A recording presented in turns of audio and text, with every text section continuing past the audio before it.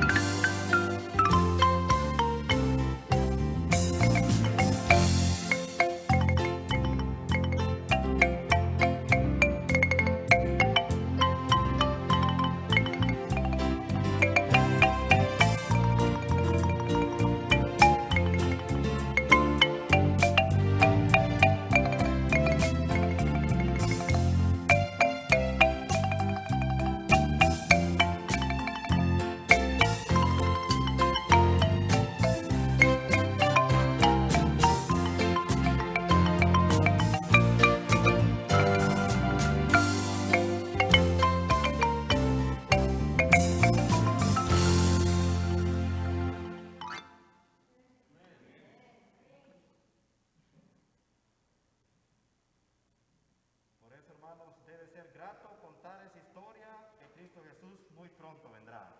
Por eso los amigos que están esta noche, yo les quiero decir que usted no se ha equivocado de lugar.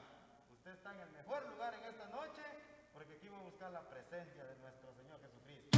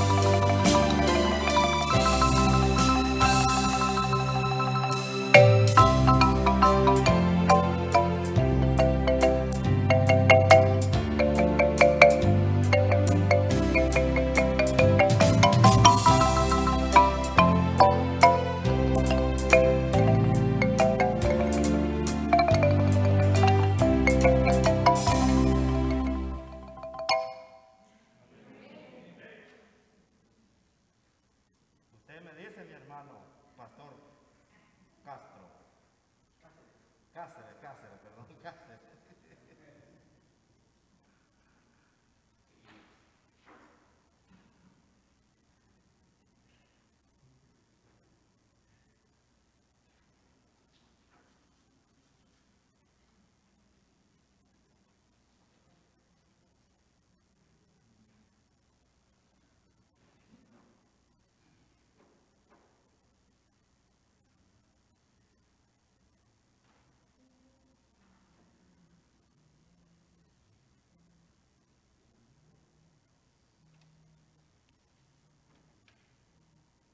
¿Uno más? Muy bien. Pues con este, hermano, vamos a terminar en esta noche estas alabanzas a nuestro Dios. Y por eso vamos a decir todos, a Dios sea la gloria. Yo quiero escucharlos cantar en esta noche. Vamos a ver si usted vino con deseo de cantar al Señor. ¿Qué les parece? Si usted sabe este himno, cante al Señor.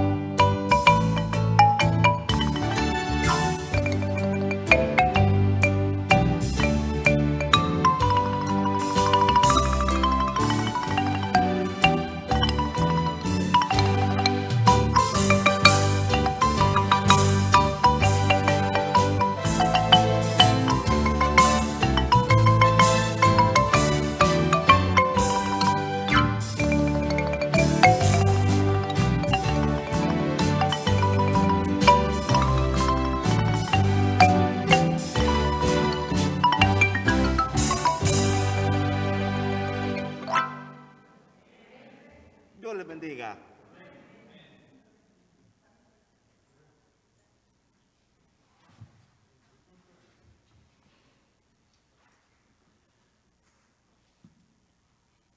Gracias, Mario.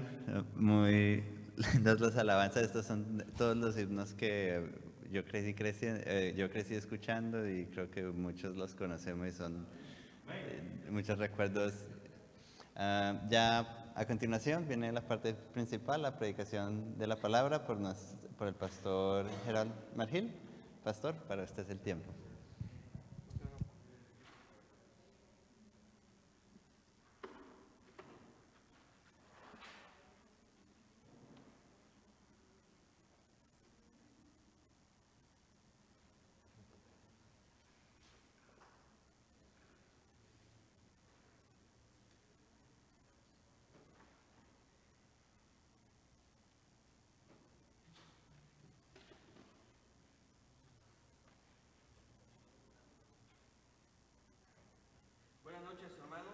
Aló, sonido 1, 2, 3, probando. Buenas noches, hermanos, ¿qué tal?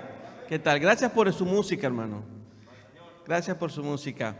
La marimba de Guatemala es un instrumento que se reconoce por toda Centroamérica y la verdad es que su sonido dulce y ahora en himnos suena muy bien. Quiero felicitar a esta iglesia y a los organizadores de esta campaña por la música. Ha sido muy buena la música. De canto y siguiendo por, yo diría que el grupo de canto más cute que jamás he visto en mi vida. Las niñas han estado aquí las veces que las niñas han cantado, qué cosa más dulce. Así que ha sido maravilloso. Todos los niños que cantaron, los hermanos que han preparado la música, hemos sido elevados. Así que vamos a continuar esta noche. Pero antes tengo una petición de oración que me hicieron y no quiero dejarla pasar por alto. Por un hermano que se llama Inmer Ortiz. Entiendo que él nos debe estar sintonizando quizás a través de las redes sociales y su petición es una petición que yo creo que todos nosotros podemos identificarnos con ella. Él pide para que su vida espiritual se fortalezca. ¿Y quién no? Así que vamos a tomar un momentito para orar, ¿está bien?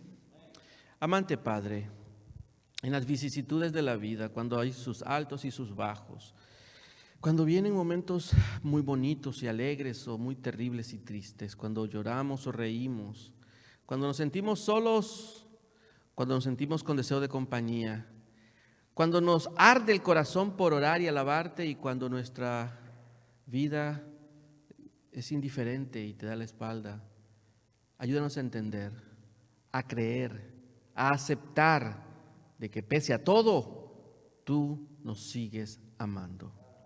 Que tu amor no se limita ni se condiciona a nuestra respuesta por Él. Y que por la influencia de ese amor que tienes por nosotros, nuestro corazón sea paulatinamente ganado por ti. Permítenos, oh Señor, encontrar la delicia en tu presencia, la estabilidad de una vida que depende de ti, no por causa de nuestras victorias o a pesar de nuestros errores, sino simplemente por tu gracia sanadora. Te lo pido en el nombre de Jesús. Así pido, Señor, por este joven, por nuestro hermano Inmer Ortiz y por todos nosotros. En el bendito nombre de Jesús. Amén. Amén. Una de las cosas que yo dije al principio es que la salvación es por gracia y la vida cristiana por gratitud.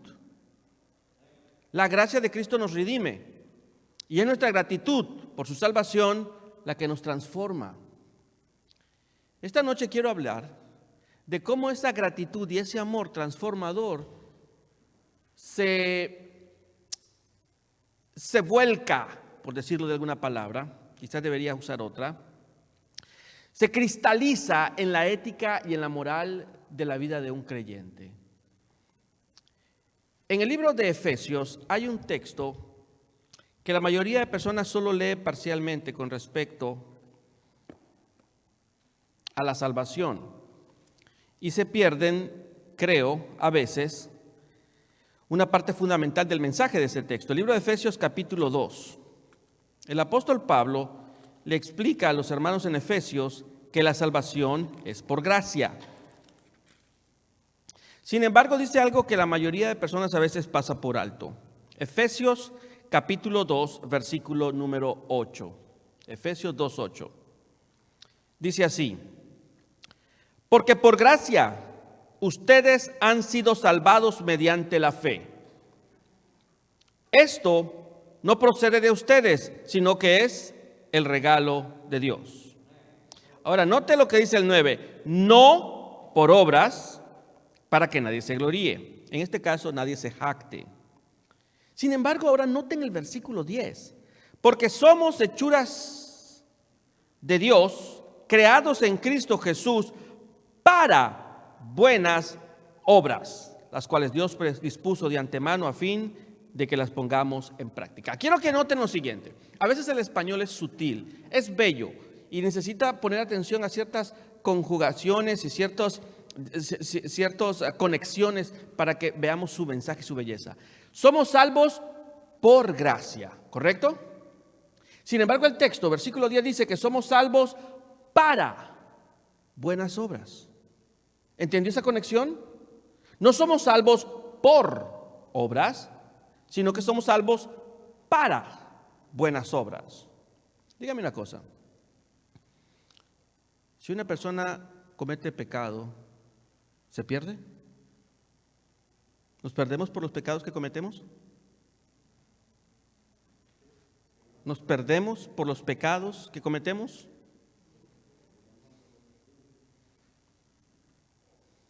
Piense un poco.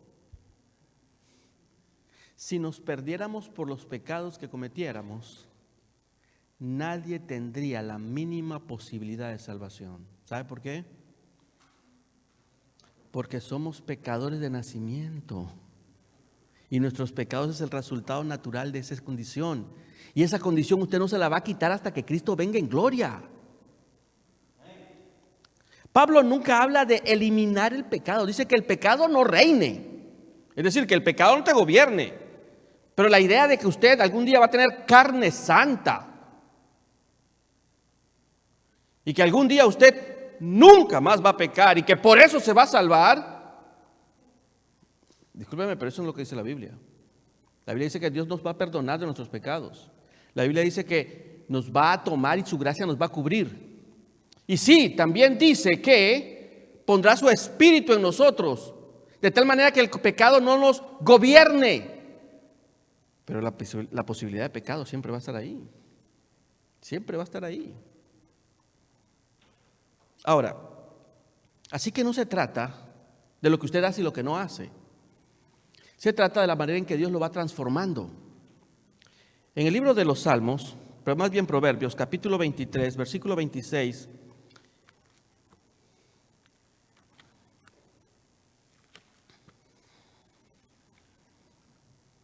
Proverbios 23, versículo 26. Dios hace una petición.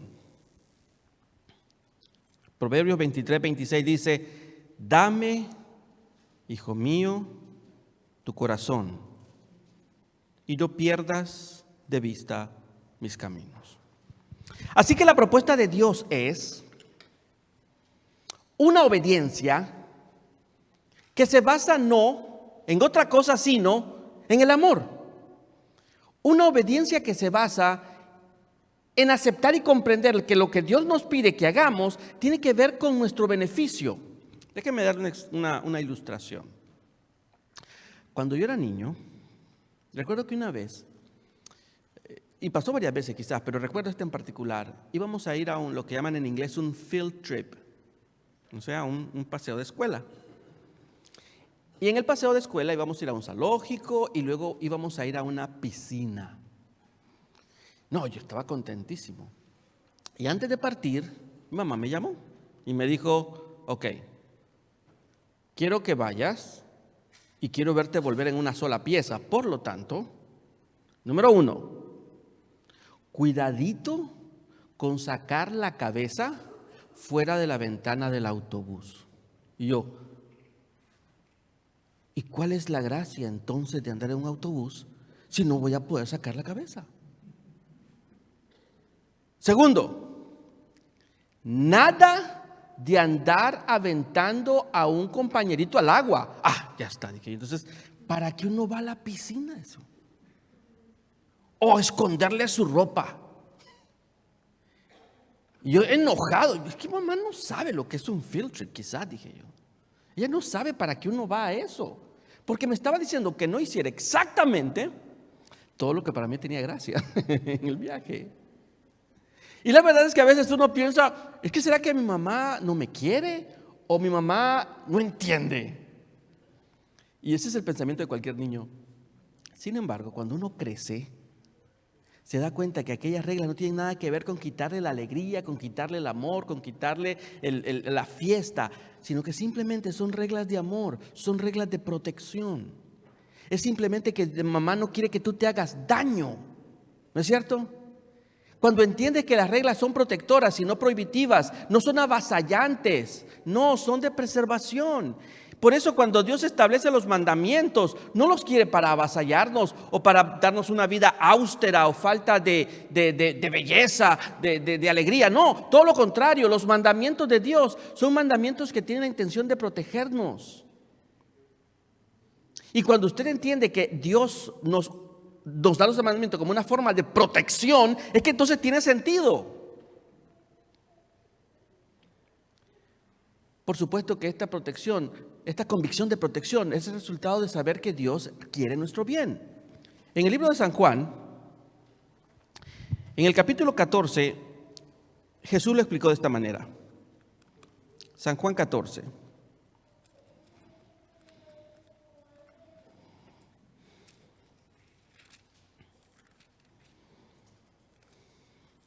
El versículo número 15, San Juan 14, 15.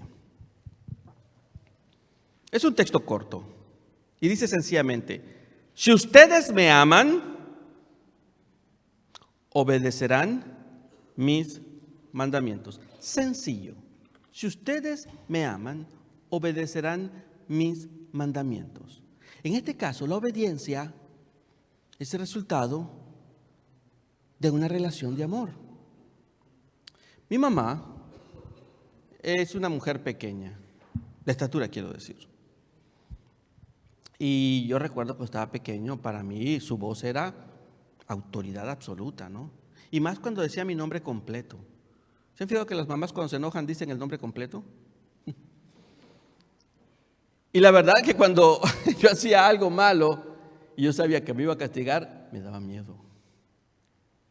O cuando ella me daba una orden, no, pues era una orden que tenía que cumplir porque mi mamá me la da. Pero ya ve, el tiempo pasó, yo ya me hice hombre. Ella es tan bajita que yo hasta llegué a ser más alto que ella, imagínese usted. Sin embargo, todavía cuando ella me pide algo, adivine qué, sigue siendo la jefa. ¿Porque me puede castigar? No. ¿Porque puede tener algo en contra mía? No. ¿Me puede hacer algún daño, alguna pérdida? No. No puede. Pero el amor y el respeto que siento por ella sigue dándole a sus palabras, a sus preferencias y a sus necesidades el mismo peso que tenía cuando yo era un niño. Ahora no se trata de castigo, ahora no se trata de autoridad, ahora simplemente se trata de ¿qué? De que la amo. Cuando una persona ama a alguien, el respeto y la complacencia se vuelve una moneda de intercambio mutua, común. Se vuelve una expresión natural de esa relación. A usted no tienen que exigirle que se porte bien. Escúcheme bien, como padres, por ejemplo, ¿cómo queremos ganar la obediencia de nuestros hijos? ¿A causa del miedo? ¿A causa de la manipulación? No, ¿qué va a pasar cuando ya no tengan miedo? Si un niño aprende a obedecer solamente a golpes, ya ve que a la antigua así se enseñaba, ¿no es cierto? A golpes. ¿Qué va a pasar cuando ese niño ya tenga suficiente cuerpo y fuerza para resistir ese golpe? Si es por miedo o por soborno, ¿qué va a pasar cuando ya no lo puedan comprar o intimidar? En cambio, la persona o el hijo que decide ser respetuoso y obediente por amor y honor a sus padres, no necesita de la vista de sus padres ni su vigilancia para hacerlo. Hermanos míos, la obediencia no debe ser resultado de que Dios me va a castigar. No, eso no debe ser la razón de la obediencia. La obediencia no debe ser el resultado de, no, es que si desobedezco, Dios me manda un rayo. No sé, algunas personas creen que, por ejemplo, si no guardan el sábado, por ejemplo, Dios les va a mandar una maldición y lo van a despedir del trabajo y después le van a quitar el salario. Y yo sé que no sé cuánta cosa a veces decimos acerca de si no guarda el sábado. Le tengo una mala noticia. Si alguna persona deja de guardar el sábado, no le va a pasar nada de eso. Francamente no. En su misericordia y en su amor, Dios no es un revanchista transaccional. No es una persona acomplejada con síntomas de abandono que responde de forma violenta cuando se siente rechazado. Dios no es así. Una persona que simplemente no obedezca los mandamientos de Dios sí tendrá otras consecuencias, ya lo vamos a hablar, pero no crea usted que se va a ganar el odio de Dios, porque Dios no actúa de esa manera. La única razón por la que Dios pediría obediencia es si lo amamos. En el capítulo 15, siempre de San Juan, el Señor Jesús sigue explicando. Ahora vamos a leer el versículo 10, San Juan 15, 10. Si obedecen mis mandamientos, permanecerán en mi amor, así como yo he obedecido los mandamientos de mi Padre y permanezco en su amor. Ahora, aquí este texto dice algo que parece contradictorio. Dice, si obedecen mis mandamientos, permanecen en mi amor. Ahora, si por contraste yo digo, y si no los guardo, entonces ¿qué? Sigan el pensamiento. Si obedezco sus mandamientos, dice el texto, permanezco en su amor. ¿Y si no los guardo? ¿No permanezco en su amor? Pero yo acabo de decirles que sí, que Dios siempre los va a amar. ¿A qué me refiero? ¿A qué se refiere el texto? Déjame ponerlo de esta manera. Imagínense que usted como padre o madre tiene 2 hijos. Uno es una chulada de hijo, respetuoso, amable, considerado, tierno, atento, etc. Y el otro no, el otro es un pendenciero, malcriado, irrespetuoso, desobediente. Es un desastre. Un buen padre o madre, ¿los amaría a ambos, sí o no? Sí, sí los amaría a ambos. Pero de los 2 hijos, ¿cuál de ellos disfrutaría de todo el potencial del amor de esos padres? ¿Cuál? El obediente. Obviamente, porque la relación con el padre o la madre sería más profunda, más creciente. No es que no ame al otro, es que el otro, en su desenfreno, no podría desarrollar esa relación profunda y los beneficios que le daría mediante esa relación de amor que ya tiene. Así que el texto de Jesús dice, cuando una persona obedece por amor, no es que Dios lo ama más, o lo amara o menos o no, si no lo obedeciera. No, es que cuando una persona se relaciona por amor con Dios, se produce una relación de respeto y obediencia que profundiza esa misma relación. De eso es que está hablando el texto. Ahora bien, solo por estar claro, cuando hablamos de los mandamientos, ¿a qué me estoy refiriendo? A los 10 mandamientos, ¿no es cierto? Digo esto porque puede ser que alguien esté pensando en otra cosa. ¿Cuáles son los 10 mandamientos? Recitémoslos brevemente de memoria. Yo sé que lo saben. ¿Cuáles son? Mandamiento número 1. No tendrás dioses ajenos delante de mí. Mandamiento número 2. ¿Perdón? No te harás imagen ni ninguna semejanza de lo que está arriba en el cielo, abajo en la tierra, ni en las aguas debajo de la tierra. No te inclinarás a ellas ni las honrarás. Mandamiento número 3. No tomarás el nombre de Dios, no tomarás el nombre de tu Dios en vano. Número 4. Acuérdate del día de reposo para santificarlo. Número 5. Honra a tu padre y a tu madre. Número 6. No matarás. Número 7. No cometerás adulterio. Número 8.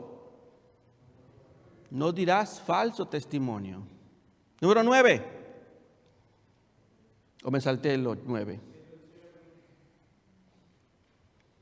Deberíamos verificar. Está en Éxodo 20. ¿Perdón? No codiciarás la casa de tu prójimo. Ese es uno de ellos. Ese es el número 10.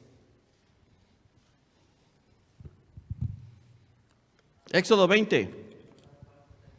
No habrás falso testimonio contra tu prójimo. Correcto. Este es el 9. Y el número 10 es el que la hermana acaba de decir. No codiciarás la casa de tu prójimo. De paso, ¿qué significa codiciar? ¿Desear? ¿Está malo desear? Dependiendo. Entonces, ¿está malo o no? ¿Está malo desear? De pronto un hermano parquea un auto bien bonito y usted dice, está bonito, creo que me voy a comprar uno igual. ¿Ya pecó? No. Bueno, de paso, que el tema esta noche está diseñado para comentar cada uno de los mandamientos, pero no quiero dejarle la curiosidad. Cuando hablamos de codicia, no estamos hablando de un deseo, yo diría, balanceado, benévolo, de admiración de algo.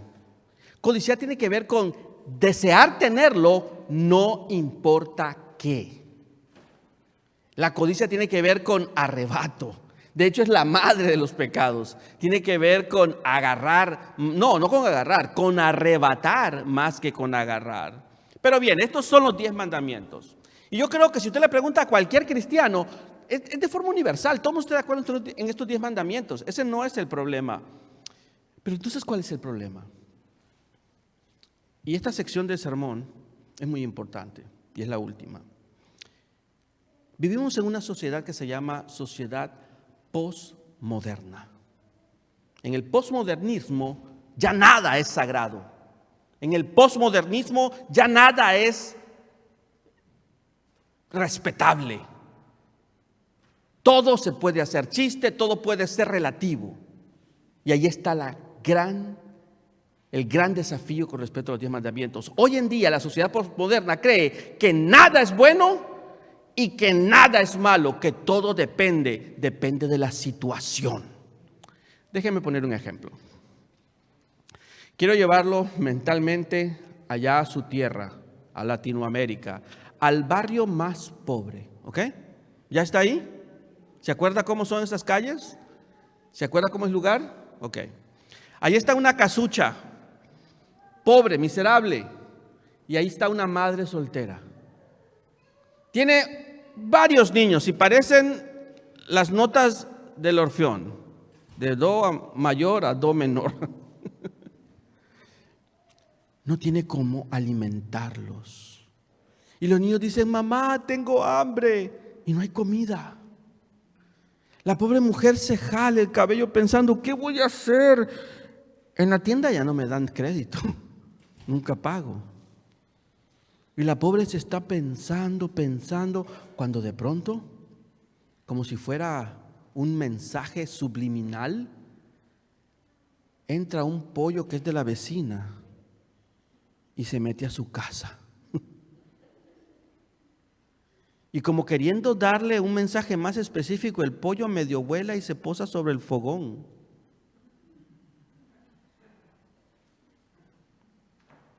Dígame una cosa.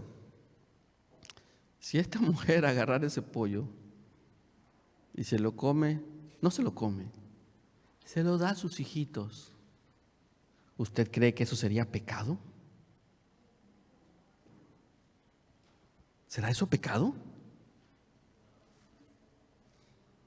¿No es pecado? Esto se llama ética situacional, es decir, que las cosas no son buenas o malas per se, sino que todo depende. Hermanos, robar es malo y es pecado, no importa qué. Pero hoy en día la ética situacional dice, no, si le roba al gobierno, el gobierno tiene suficiente plata. Además, ladrón que roba ladrón tiene 100 años de perdón. O las cosas no son del dueño, sino ¿de quién? Del que las necesita. Y hemos inventado una serie de frases simplemente para decir que hay cosas que no son malas ni buenas per se, sino que depende quién y cómo y por qué las hace. Eso se llama relativismo. Y el relativismo es la principal amenaza contra la moral cristiana. Porque ahora ya no se pregunta a uno si está correcto o incorrecto, sino que todo depende. Hermanos míos, en la palabra de Dios no existe relativismo. Robar sigue siendo malo. El adulterio sigue siendo malo. El segundo problema con los mandamientos del Señor, y este es un problema que viene del cristianismo, es que algunos mandamientos tienen mayor severidad que otros. Por ejemplo, este es un tema, y aquí hay muchos adventistas, así que voy a hacer una pregunta un poco de miembro. ¿Cuántos de ustedes han escuchado de un miembro que ha sido disciplinado en la iglesia por faltarle respeto a sus padres? ¿Quién es el adventista con más años aquí presente? A ver, ¿habrá un adventista de 30 años de adventismo, de cristianismo? ¿Habrá alguno aquí? Naciste adventista entonces, porque no te creo más de 38 años de edad. Lo pregunto así por una razón. ¿Tú recuerdas alguna vez que se haya disciplinado un miembro por irrespetar a sus padres, o un miembro por falso testimonio. ¿Sabe? Es interesante, pero hay pecados que son escandalosos y nosotros los consideramos grandes pecados. Y otros que no, que parece ser que no son tan grandes. Ahora, esa mentalidad se lleva al extremo porque de pronto se considera que hay mandamientos que se pueden quitar. Y para muchas iglesias cristianas, para muchas religiones, hay mandamientos que no tienen ninguna vigencia. Por ejemplo, el tema del sábado, pero eso lo vamos a ver el viernes. Sin embargo, recuerdo mi mayor sorpresa con los mandamientos fue cuando tenía aproximadamente unos años, no sé, como unos 11, 12 años de edad. Fui a catecismo porque estaban regalando juguetes. Y yo dije, yo quiero un juguete, voy a ir a catecismo. Y recuerdo que nos dieron de tarea aprendernos los 10 mandamientos. Y yo me los aprendí. Eran unas pistolas de agua que se miraban muy bonitas. Y el asunto es que yo me gano una. El asunto es que el día de los regalos, entonces la maestra dice, a ver, ¿quién nos dice los 10 mandamientos de memoria? Y yo estaba un poquito así como medio dudoso. Yo ya había leído bien mi libro de catequesis, ¿no? Y me los había aprendido de una punta a otra.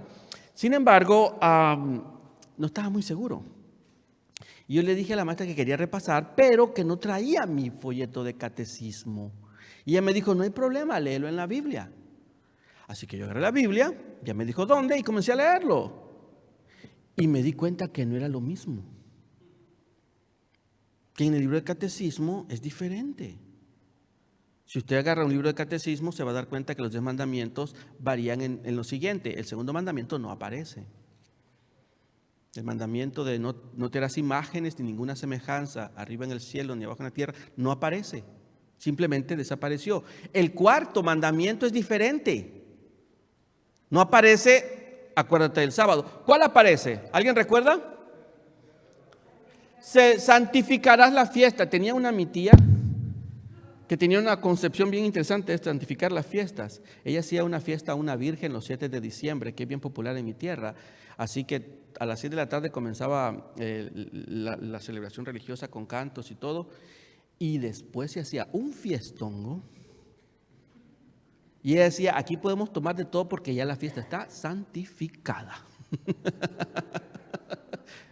Y lo decía, la Biblia dice, santificarás la fiesta. Así que había que hacer culto antes de la borrachera. En fin. Y entonces para que fuesen 10 en el catecismo, separan el 9º mandamiento que dice no codiciarás. Lo separan en 2. Dice, no codiciarás los bienes de tu prójimo, y luego dice, no codiciarás la mujer de tu prójimo. De esa manera vuelven a tener 10. Y cuando yo lo leí, yo dije, ¿pero qué pasó? Y le pregunto a la maestra, le digo, ¿y por qué la diferencia? Y ella me dice, bueno, me dice, la iglesia así lo enseña. Pero la Biblia no lo dice así. Pero no importa, la iglesia así lo enseña. Esa fue la última vez que fui a catecismo y no me dieron la pistola de agua.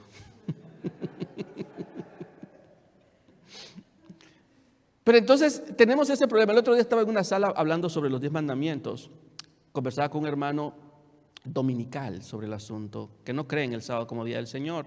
Y recuerdo que estaba hablando con él y le explicaba, pero es que los mandamientos son íntegros. Miren lo que dice Santiago. Vamos a leer en Santiago, capítulo 2, versículo 10 al 12. Santiago 10 al 12. Estábamos conversando con ese hermano sobre este principio bíblico. Santiago capítulo 2, versículo 10 al 12.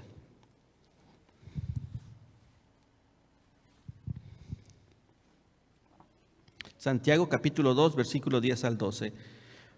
Porque el que cumple con toda la ley, pero falta en un solo punto, ya es culpable de haberlo quebrantado toda.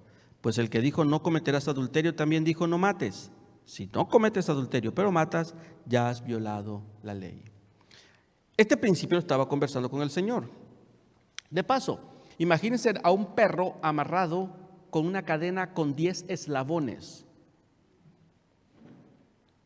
Y el perro está enojado, violento. Se le quiere lanzar encima, pero no puede porque tiene una cadena con 10 eslabones. Y de pronto un eslabón falla y se rompe. ¿Y usted qué dice? No hay problema, tiene otros 9. No, porque usted sabe que solo falta que un eslabón falle para que falle toda la cadena. Eso le explicaba yo a este caballero. Y entonces él me decía que no, que había mandamientos que sí, pero había mandamientos que no, y usaba un sinnúmero de argumentos. Pero estaba allí en la sala también una persona que no era cristiana, digamos, evangélica, que particularmente era católica. Y entonces de pronto se levantó y dijo, esperen un momento, más bien se dirigió a la otra persona, le dijo, espera un momento, si tú dices que tu argumento es válido para no guardar el sábado, porque el sábado se puede excluir de los 10, pues yo tengo los mismos argumentos para adorar imágenes. Porque los mismos argumentos para excluir el cuarto mandamiento deberían servir para excluir el segundo. Y de paso, podrían excluir a cualquiera. Pero no es correcto porque la Biblia es clara. La Biblia es clara. Los 10 mandamientos son una unidad moral y ética que expresa la voluntad de Dios para una vida balanceada en el ser humano. El tercer gran problema en el tema de los mandamientos es la idea de que los mandamientos solo son para los miembros de la iglesia o para los cristianos. La ley de Dios es una ley moral para todo ser humano. Mire lo que dice Eclesiastés, capítulo 12, versículos 13 y 14.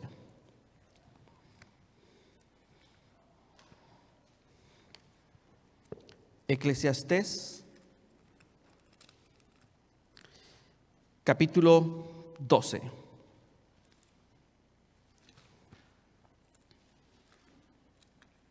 Después del libro de Proverbios, Salmos, Eclesiastés, capítulo 12.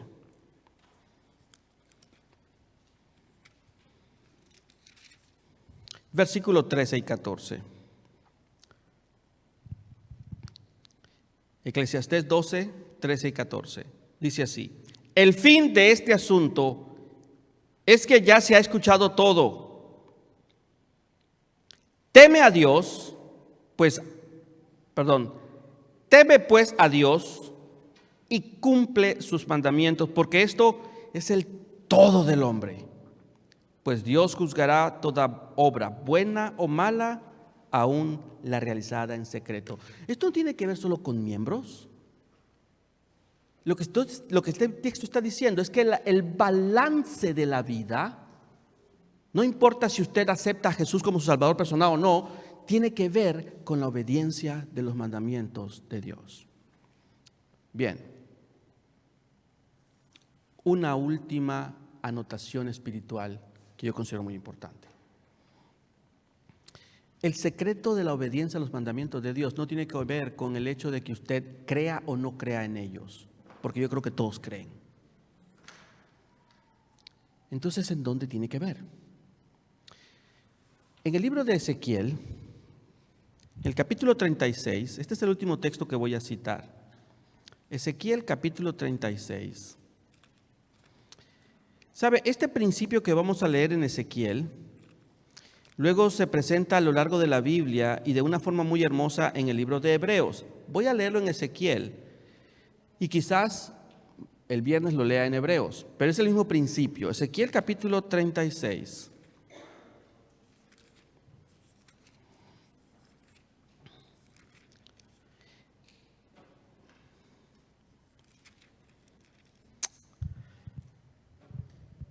El versículo 25 y 27 dice así: los rociaré con agua pura y quedarán purificados. Los limpiaré de sus impurezas e idolatrías. Les daré un corazón nuevo y les infundiré un espíritu nuevo. Les quitaré ese corazón de piedra que ahora tienen y les pondré un corazón de carne. Pero ahora note el 27. Infundiré mi espíritu en ustedes y haré que sigan mis preceptos y obedezcan mis leyes. Ahora bien, ¿quién se encarga de que un cristiano sea obediente?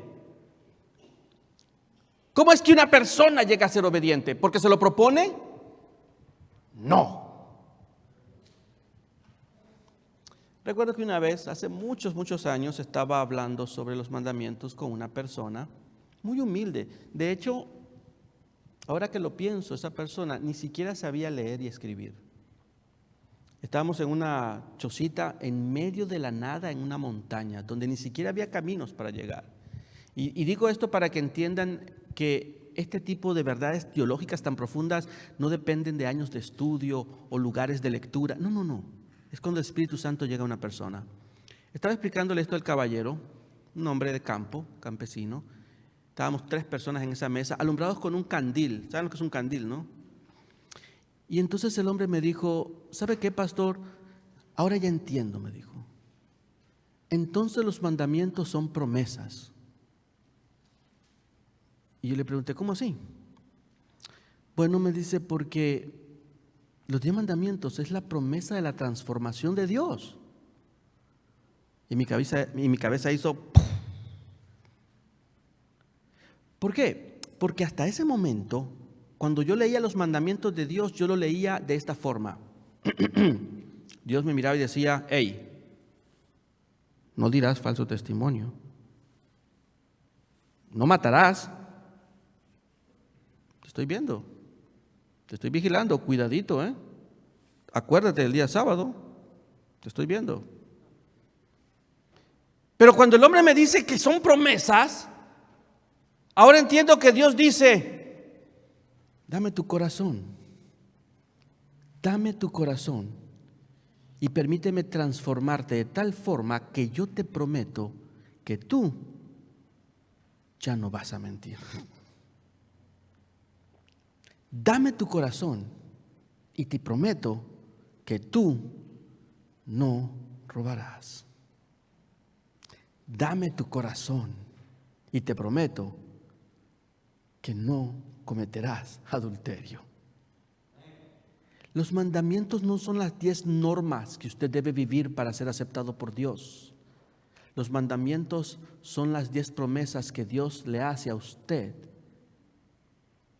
Los mandamientos son los 10 milagros de transformación ética y moral que Dios le ofrece a usted si usted le da su corazón. Quiero terminar con una historia. Recuerdo que estábamos trabajando con un amigo, un hermano que quería bautizarse, pero su esposa no quería que él fuera cristiano. Y le boicoteaba no queriéndose casar.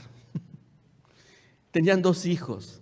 El hombre amaba a su esposa y dijo, no, es que sí, voy a ver si la convenzo. Pero la mujer se paró que dijo, no me caso, porque sabía que así él no se bautizaba.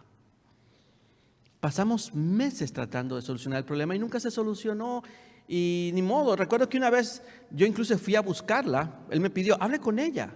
Y hablé con ella, no hombre, si es que casi me da a descobazos para sacarme de la casa. Yo dije, no, si yo no vuelvo, la señora está pero enojadísima. En serio estaba, yo pensé que me iba a dar con la escoba. Así que le dije al hermano, pues ni modo, mire, ya ni hablar se puede. Y él me dijo, está bien, vamos a ver qué pasa. Pero pasaron 4, 5, 6 meses, el hombre siguió yendo a la iglesia, pero paulatinamente se fue alejando y un día dejó de ir. Allá casi al año, recuerdo que recibo una llamada telefónica y miro, era ella, la señora. Yo, wow. Le contesto y así como medio de mala gana, fría y directa, me pregunta, ¿y todavía podría ayudarme a casarme? Yo le digo, sí, claro que sí. Bueno, porque ahora sí quiero. No, ahorita mismo lo arreglo, le digo, ahorita mismo lo arreglo. Yo voy donde el hermano a hablar con él y veo lo del abogado y todo eso. Y sí, me fui directo a la oficina del hermano a contarle que su esposa, más bien su señora, me había llamado porque ahora sí se quería casar. Y yo bien emocionado contándole y diciéndole, y el tipo me quedaba viendo, pero yo no le miraba en el rostro la emoción. Yo dije, no me está siguiendo. Así que le pregunto, ¿algún problema? Y entonces él me dice, bueno, la verdad me dice es que está bien, me dice, pero ahora yo no me quiero casar. Y le dije, no hermano, mire que el ego, usted sabe, el orgullo, no se deje llevar por eso, aprenda a ser humilde, qué sé yo. Y él me dijo, no, nada que ver con orgullo, todo lo contrario, por amor, me dijo. ¿Cómo así? Le digo yo. Bueno, hace algunos meses estoy teniendo una relación con una persona aquí en el trabajo. Y todo va bien, me dice. Después de 14 años de vida con la otra dama, 2 hijos, en sus 40 y resto, de pronto ahora tiene una relación con una compañera de trabajo en sus 20. Y me dice, estoy muy enamorado. ¿No me puedo casar? ¿Cómo voy a sacar esto de mi corazón?, me dijo.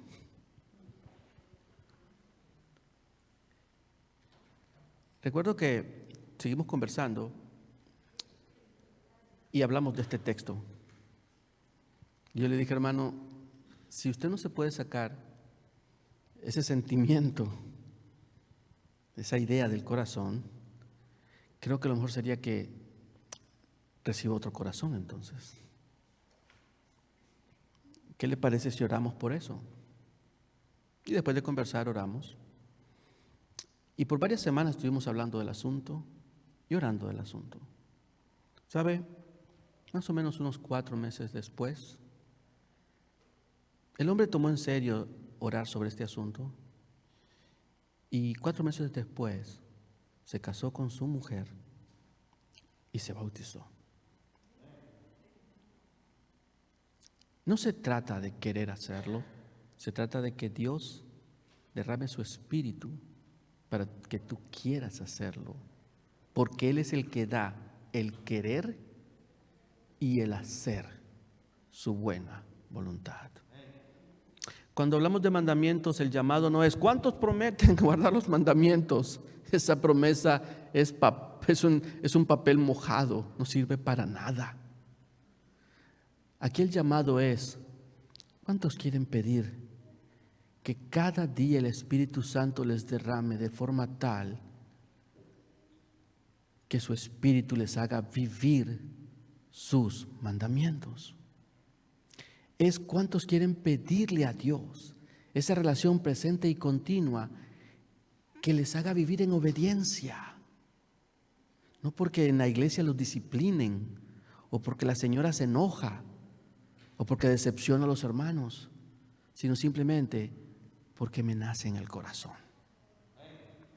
Es la única manera de ser fieles a Dios.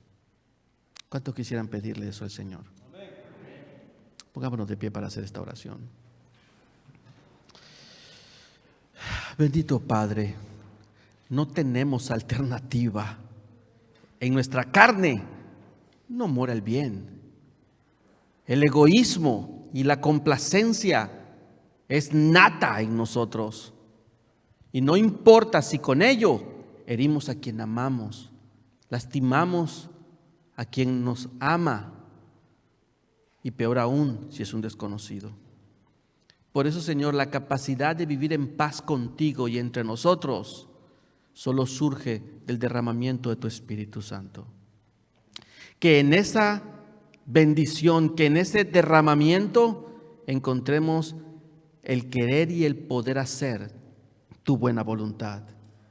Que nuestra vida sea una expresión ética y moral de tu deseo para nosotros. Y aun cuando de pronto, si hubiésemos de fallar, si falláramos, tal como el apóstol Juan lo dice, abogado tenemos para con el Padre, a Jesucristo el justo, que ni mis errores pasados, presentes o futuros me quiten del corazón el ideal y la esperanza que en ti puedo ser obediente.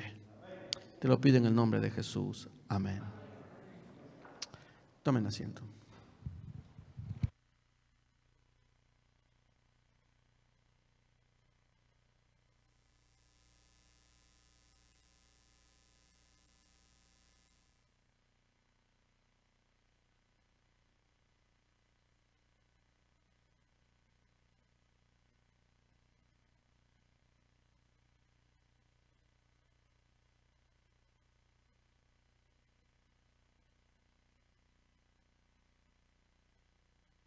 Nos agradecen al pastor Margil por compartir la palabra con nosotros. Ya con esto terminamos esta noche y un pequeño anuncio. Mañana no habrá reunión, pues mañana tenemos un descanso y continuamos con la campaña el viernes a las 7 de la noche. Mañana no es, entonces mañana y continuamos el viernes. ¿Okay? Bueno, buenas noches a todos.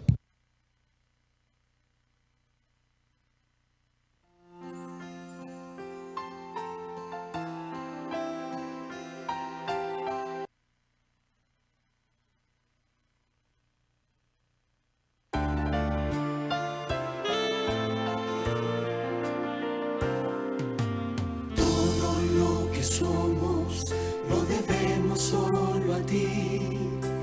Todo lo que hacemos lo hacemos para ti. Porque tú nos enseñaste a amarte con pasión. Eres el primer amor.